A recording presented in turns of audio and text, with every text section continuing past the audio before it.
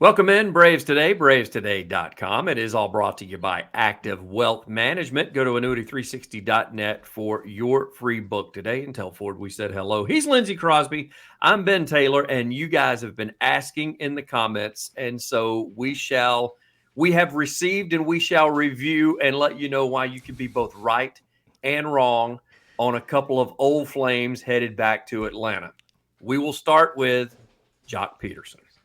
And everybody loves Joc, including, except for the opposing players. Other than that, if he's in your clubhouse or he's on your team, everybody loves Joc. He would be awesome to have in Atlanta. Lindsay, I'm one of those people. I would love to see Joc Pederson in Atlanta. It just logically does not make a whole lot of sense to me, though. Okay, yeah, I'm going to give you a random stat line that is not what Joc Pederson did last year. 121 games. 235, 348, 416, 15 home runs, 89 strikeouts, no stolen base attempts. I lied. That's Joc Pederson. Wow. The idea of Joc Pederson is great. The emotion that he brought, everybody who was on that World Series team talked about when he got here, it was different, right? He felt different. He brought a different energy. He brought a vibe. He hit some big home runs in the postseason to get Atlanta through the wild card round into the NLDS and did some stuff in the NLDS as well. He did most of those as a pinch hitter. And the idea of Joc Pederson is good. He can bring value with the bat. He didn't have a great year last year, but he can bring value with the bat. Defensively, he's not only not better than Rosario, he's actively worse. He barely played the field in 2023. And he didn't look good when he did. I mean, it was very few innings in the field. The final number, sorry, I had that note there. Final number was he got 204 innings in the field, like 37 games worth, 23 starts, 200 total innings. Wow. And he still came in with a negative run value, worse than Eddie Rosario. The idea of Joc Pederson's great. Yes, and you said it best. I said it's an emotional pick. You said the idea of it is great, and it is. But one of the commenters on our page had said, that's one thing Atlanta lacks is emotion. Okay, that's fine. Well, then hire him as a coach when he retires and bring him in to be a bench coach or something of that nature. But as far as spending that kind of money on a guy with that little production, it doesn't make sense. And I think that's because of the way you led with it, where you said the World Series year, the emotion that went through the clubhouse, the people that loved him, the pearls, the face of the franchise as far as being a pinch hitter, all that was fantastic. And that's exactly what you paid for that year. You paid for a guy to come in the middle of the season and make a change. However, signing him on a multi-year deal that, from last time you and I talked, I think it's legitimately a whole lot more than what Rosario is for lesser numbers is just dumb. He made $19.65 million on a one-year deal with the Giants at age 31. And so, yeah, if the decision is Eddie Rosario for $9 million on a one-year club option while you figure out what's the next plan when Rosario's done, or Joc Pederson even at the $9 million figure, I'd rather have Eddie Rosario.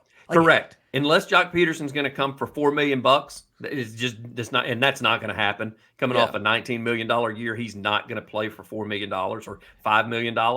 If it's anything north of $5 million, I don't want him. I'd rather have Eddie. Yeah, and honestly, even if he does come defensively, you still have to find a strong platoon partner who can take over for him late in games. Even those starts that he got, he didn't get a ton of starts in the outfield. I want to say it was 200 total innings. He started, I think they said 23 games. 14 of those, they took him out early. He didn't even finish the game in left field. Like the least important defensive position of the three in the outfield. And so, that's the one thing. Eddie Rosario, you may not think he's a great defender, but he's better than Joc Pederson. He's cheaper than Joc Pederson. He performed better. If it's down to those two guys, when really Joc should be a DH, and you don't have space because you have a DH right now in Marcell Ozuna, who hit really well after that first month. So if it's down to Rosario at 9 or whatever Joc's asking for, unless, like you said, it's incredibly cheap, $3-4 million, you're better off keeping Rosario at 9 and using that money for another starter. And let's not take away the loyalty that Eddie Rosario has given Atlanta and how much he loves Atlanta and how much he fits in well with the team. So I think that factors in with it as well. They keep talking about what a great team guy Joc is. Well, let's not discount Eddie's also a good team guy, and the clubhouse absolutely loves him. It's been brought to you by Active Wealth. Active Wealth Management is where you can find a lot of the tools that you can use as far as talking to Ford. He wants to give each and every one of you one of those tools, which is a free book, his book, Annuity 360. You just go to annuity360.net and provide your contact information. It's important to note Ford and his team at Active Wealth specialize in assisting pre-retirees and retirees. Ford also and his team are eager to assist you and make the most of your financial resources. By the way, their registered investment advisor, Brookstone Capital Management, they've got a remarkable $8.5 billion. That's with a B in assets. That's the kind of stability that you want for your financial journey. So make sure you tell Ford we said hello by going to annuity360.net to get your free book today.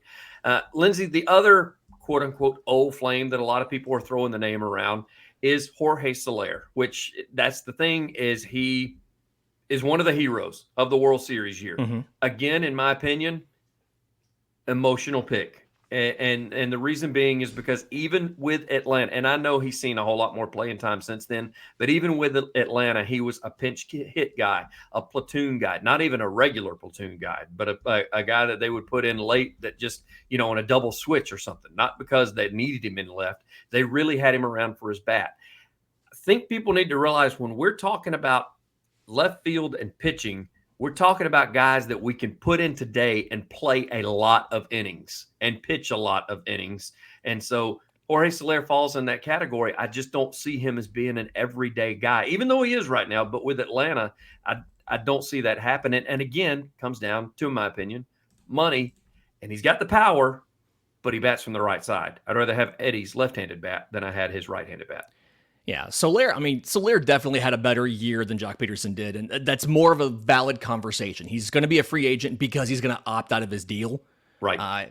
And he was making $15 million with Miami this year. I believe the player options for less. I want to say it's for like 9 or something in 2024, and he feels like he can get more than that on the free agent market, and I think he will.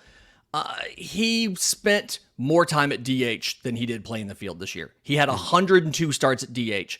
He had 32 starts in left field, 240 innings. And even that, he still graded in as a negative defender in left field. And so I love the power of Jorge Soler. The slash line was 250, 341, 512. He hit 36 bombs. I'd love to add 36 bombs to Atlanta's total.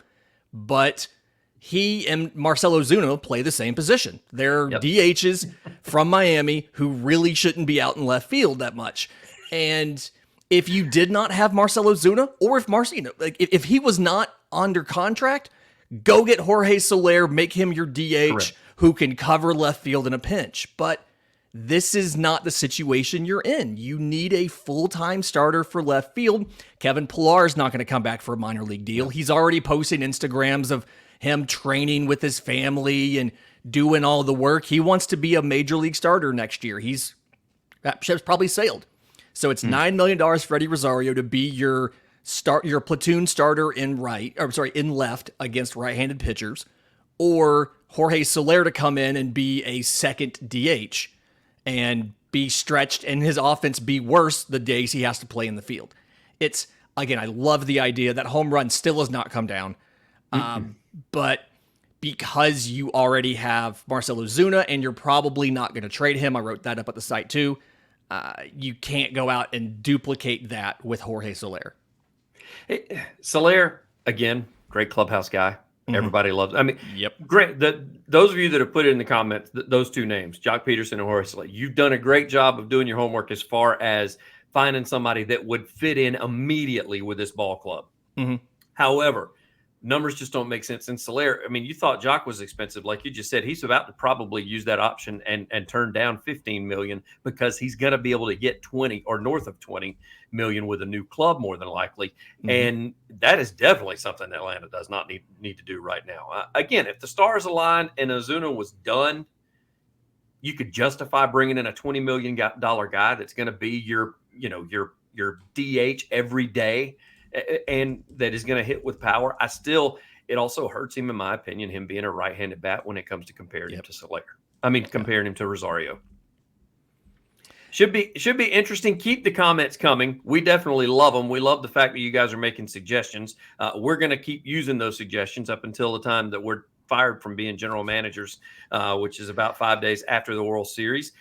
Also enjoy the World Series while you're at it. And while you're at it, also make sure to log on and go get that free book from Active Wealth Management by going to annuity360.net for that free book. He's Lindsay Crosby. I'm Ben Taylor. Lindsay, as always, thank you, sir.